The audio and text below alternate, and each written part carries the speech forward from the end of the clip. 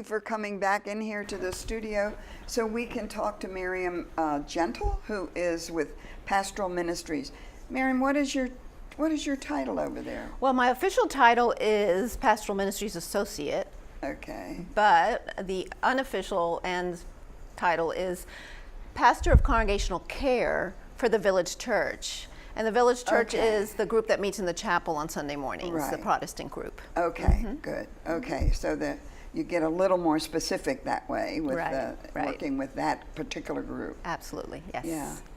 And so you've come here to the studio today, I hope to give us some input about what's happening. Right. Well, it's summertime, it's August, things are a little quiet around here. Not a whole lot going on, but I will fill you in on some of the things that are happening. So we have actually this afternoon, we have a movie, the afternoon at the movies. It's the Jackie Robinson story, 42, the Jackie Robinson story. So that's happening this afternoon at 1 o'clock at the Village Square Theater. Now, what implication does that particular movie have to Pastoral Ministries? Well, in Pastoral Ministries, we try to offer a variety of movies, historical movies that show usually movies that have a story that we can relate to in some way. And in this case, Jackie Robinson being someone that kind of paved the way for so many others that came after him. And had to fight against a lot of discrimination. Absolutely. Okay. Yes. So we're hoping that that'll be an inspiring movie for many. Okay. So that's this afternoon. And then later on in the month, we have a very interesting discussion that will be happening on August 30th, which is Thursday, and that will be at 1 o'clock in the chapel. Rabbi Bruce Aft will be the guest facilitator for the role of faith in democracy. Okay. So that will be an interesting session. Basically, it's taking a look at the insights coming from Judaism specifically as they wrestle with ways to maintain government, civility. What does our faith have to say? Not only Judaism, but other faith traditions. How does faith and spirituality play into the role of government and democracy specifically? So that'll be. And where is that held? That will be in the chapel. In the chapel. Okay. On Thursday, August 30th. So, like I said, there's not a lot going on in August. There are a few other things. On the 29th, which is the day before the event I just spoke of, on Thursday, August 29th, Garden Ridge goes to the chapel, and that's an event where residents of Garden Ridge that are no longer able to get to the chapel on Sunday mornings or on other times will be able to come and have a worship service, and that will be at 10:30 on Thursday, August 29th. And they'll have different helpers to get them over there, etc. Yes. And so we encourage people to come if they have friends at Garden Ridge that used to go to the chapel and no longer able to. We encourage them to either maybe go and bring them or find a way to meet them over there. Yeah. Right. So we want to include all the Garden Ridge residents that may feel like they're a little but it's out. Not closed to people in independent living, and in fact you No, encourage that. Absolutely not. We want to encourage a community coming together. Now who's running? Is it Jim Bell going to officiate? The chaplain, Annie Smith, is in charge of the program, but we will all have a part within the bigger program. Okay. Yeah, absolutely. Some of the ongoing events that like the weekly events generally are still ongoing. I mean, for the summer. Right. So I know that a lot of residents have moved in and they might not know about the many services that take place in the chapel. The Sunday morning, the Village Church, we have 8:30 and 10 o'clock services.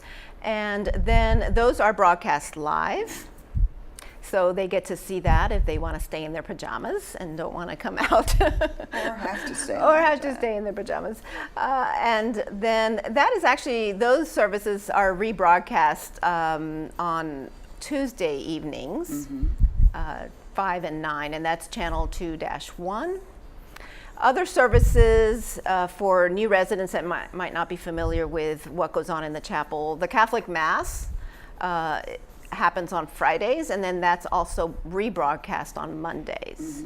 So there are other faith communities that have services. For example, the Greenspring Fellowship, which takes place Monday night, and those are rebroadcast on Wednesday evening. So if you can't watch it live for whatever reason, there's always a rebroadcast. And you can get that information not just from hearing Miriam here on this in the studio, but it's all posted. Yes. Outside of the chapel, Right. in that lobby. Right, absolutely. There's a board that tells you every day in the month what's happening. If there are celebrations of one kind or another of those who've passed away, those celebrating an Right. anniversary or Right. whatever. So we have a big bulletin board, and we Yeah. put posters up there for different occasions. Right. So also there's a whiteboard with the actual chapel, what's happening on that particular day. day. Yes. For example, this morning as I was walking in, the mindful meditation was going on, and they meet at 9 o'clock on Tuesdays. So I'm always really quiet when I go in because they're meditating. Yes, and there are also events that will be taking place in the future that we're preparing now. And one of them I just want to highlight is co-sponsored by the Village Church and Greenspring Fellowship. And that one will be a trip to Lancaster, Pennsylvania, to the Sight and Sound Theater. And we're promoting that now so that we can get a full bus. And that will take place October 23rd, and it'll be a full day. So I know that's far away, but we're promoting it now so that we can make sure that we have enough people to make the trip. Sure. Now, is Special Trips doing that for you, or Yes. is it you? Okay. Yes, but we're Okay. co-sponsoring it as far Okay. as promoting it and finding the staff to go. Yeah, I saw a poster on that, posted on the bulletin board outside the chapel. Yeah, that won't be till a couple October. days ago. Yeah. But we're filling it up now. So Well, that's important Yeah. to get to find out how many buses you might need. right, we probably will just do the one, but we need to fill it up and make sure that the people that want to go are on it. So yeah. Now, you haven't mentioned like the Episcopalians have a service. Is that weekly? They meet once a month on the Wednesday, and I believe it's the first Wednesday of the month in the morning. Okay. Now, what other services do Pastoral Ministries does? Come to think of it, that's What do we do?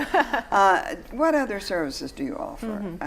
So And not pastoral- just church things, Right. but some of these. Right. So lectures Pastoral and- Ministries is more than just worship services. We offer opportunities for faith and grief and loss. We have sessions for those that feel that they need to have a time to come together with others that have lost people, or in situations in their life now where they feel loss. And so that's one thing that we offer on a monthly basis. We also offer opportunities for prayer time. The Village Church, we have the first Wednesday of the month at 10:30. We have an intercessory prayer time, and that's just a very simple time of coming together, small group, you gather in a circle and just have quiet prayer time. So it's more than just outside the regular worship services. We also offer our services to not only residents but staff. If there's something that's burdening you or something that you need to talk about, there are several of us on staff that have been trained to listen and to help work something out if necessary. So we're there for a lot of people, not just residents, staff also. You mentioned the broadcast of the church services. Are all the church services like the Jewish church service, the Episcopal, are they all broadcast? As far as I know, they are, and I might be saying I see. differently, I'm but I'm getting a nod from okay. the person who does them. Okay, so they From would know. Paulette. I think the ones that are broadcast are the Catholic Mass, the Village Church, which is a Sunday morning group, the Greenspring Fellowship, which is a Monday, and the Lutheran services. So outside of that, I don't think that the rest are our broadcasts. I see. Are you getting a nod? That's right? Yeah. Yes, I am getting a nod. Okay. I think I was getting a nod. Anyway. All right. Well, according to what I have written here, I think that's right.